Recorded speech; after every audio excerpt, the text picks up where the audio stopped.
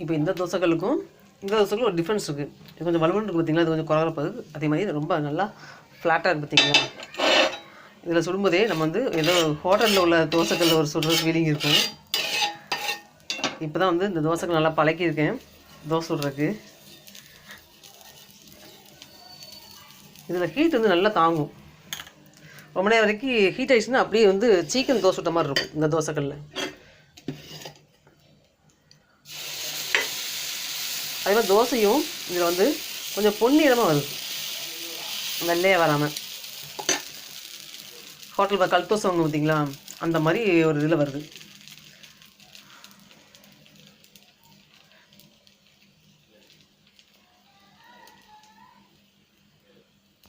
இப்போ இந்த தோசைகள் கொஞ்சம் வலுவலுன்னு இருக்குது. இது தொட்டு பார்க்கும்போது கொஞ்சம் குறகுறப்பாக இருக்குது, அது ஏனே தெரில. ஆனால் கொஞ்சம் சமதளமாக இருக்குது. இது கொஞ்சம் குழிவாக இருக்குது.